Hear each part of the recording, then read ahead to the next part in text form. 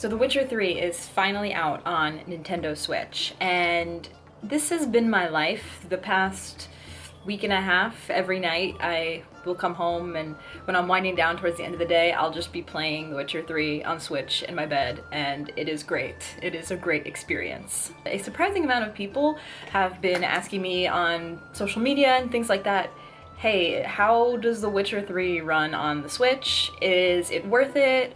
What are your thoughts on The Witcher 3 on Switch? So I figured I would make a video to kind of talk about some of my thoughts about The Witcher 3 on Switch. For me, it just seemed like a no-brainer that the minute I saw Witcher 3 was coming to Switch, I knew that I had to get it.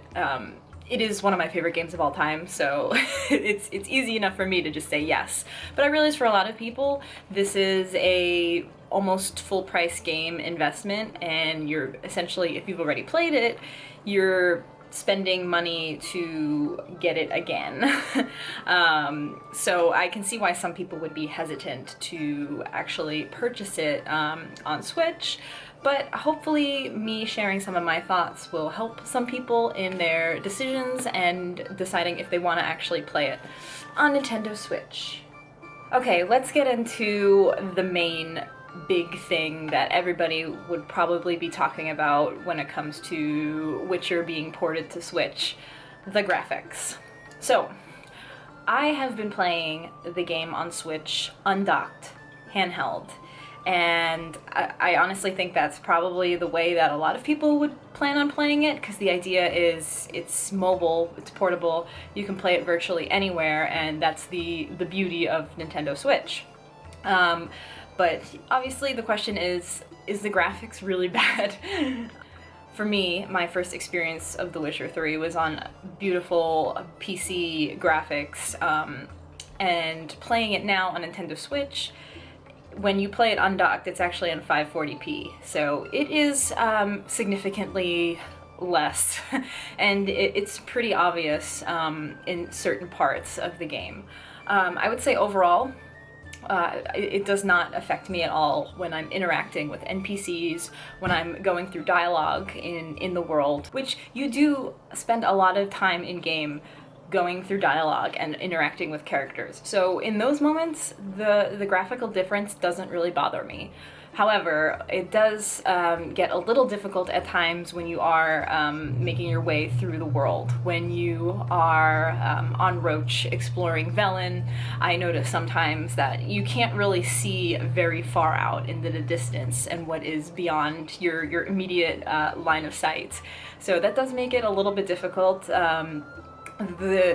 Things kind of look very muddy and choppy when you're actually exploring into the world, which is to be expected. I don't think anybody would be shocked to hear me say that, yes, when you're exploring in The Witcher 3 on your Switch, it looks very muddy and it's hard to make out a lot of things when you're traveling. I also found it a little bit difficult when I was using my Witcher senses.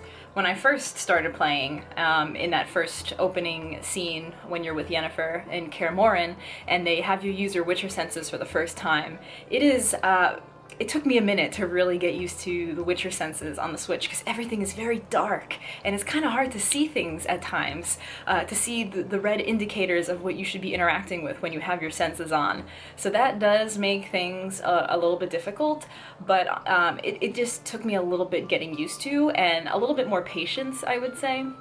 I got used to it a little bit more as I was doing more investigative Witcher senses stuff, but it does take me more time to find certain clues, more so than it did when I was playing it on PC. So I myself have not actually played The Witcher on Switch in the docked mode yet, but from what I've heard so far on the internet, when you actually play it docked, it goes to 740p, and even then, with the 740p resolution, it still does not do the game justice when you're playing it in that full screen docked mode.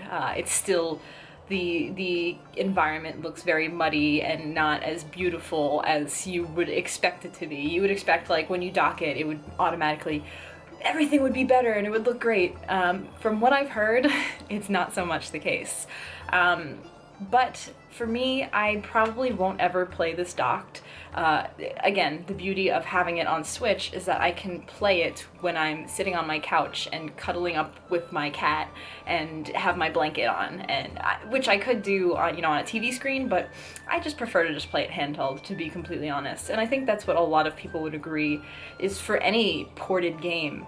It's that beauty of having that option to play it on a plane when you're traveling, things like that. So with all of the talk of graphics, I think the next thing would be the overall lag, if there's any lag when you're playing and exploring the universe. And I am very, very happy to say that I have not experienced any significant lag at all while playing this game so far. I will say, where the graphics may be not as good on the Switch, they definitely made up for it, and having no sorts of laggy moments or anything that makes me really hinder my actual experience when playing the game and playing as Geralt through the world. It's definitely very smooth experience overall, and I am so happy about that. There have been a few moments so far where I've had significant loading screens. Again, to be expected. I played Breath of the Wild on Switch, and there was a lot of loading as well. It doesn't really bother me. There was one point when you're with Kira and you're seeing the Wild Hunt.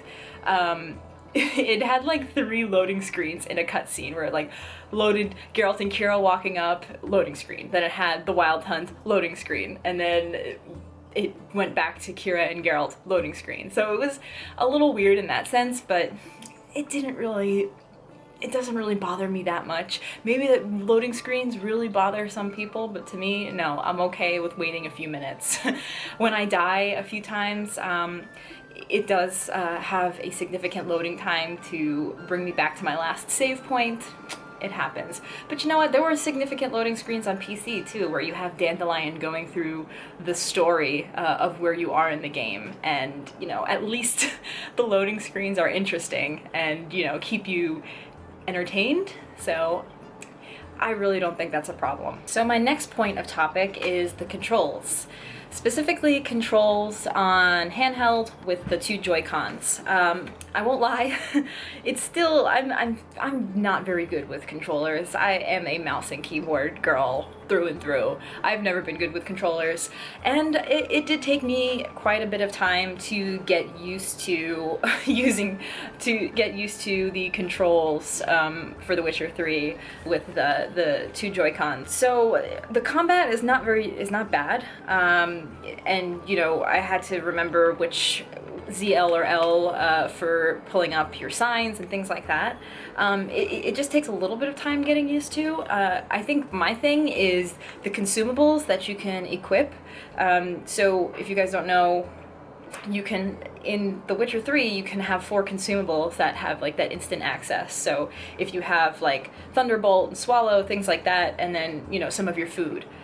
I could not for the life of me figure out which is which, which one, and so you only have 2 slots and you have to hold down one of the D-pad to switch between 2 of your potions, and the other 2 D-pads is switching between your swords, and it's just, even now that I've been playing, I'm several hours in, I still get confused as to which one is pulling out your sword, which one is using which of your potions, and which of your consumables. So I'm getting very confused on that, but the rest of the controls are fine.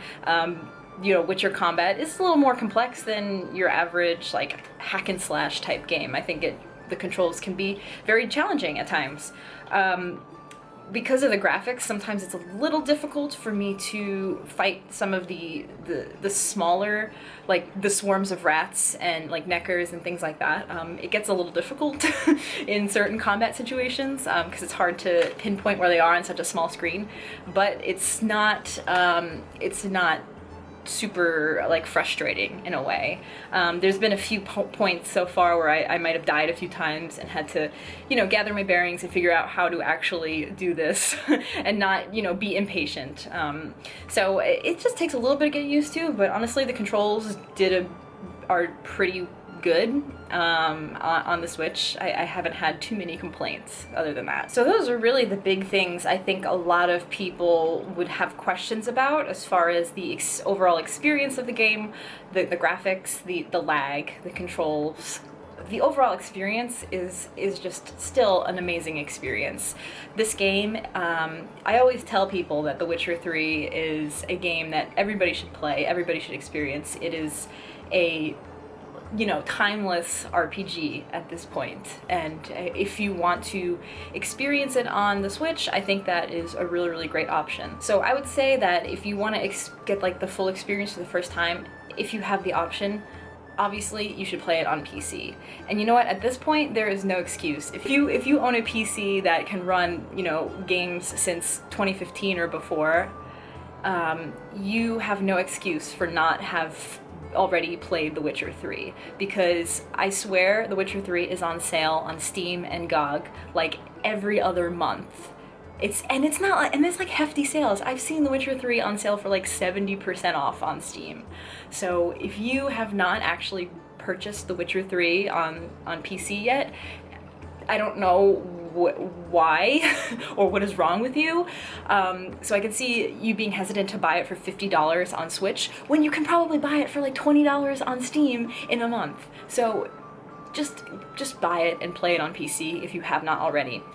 And if you're like me and you have already experienced the beauty of the game on PC and you loved every moment of it and want to relive it again, then absolutely yes, get it on Switch. And I'm also doing a lot of the side quests and other like contracts that I might have missed in my first playthrough. So I'm kind of taking my time because I have it on Switch, because for me it's a more lax, casual experience.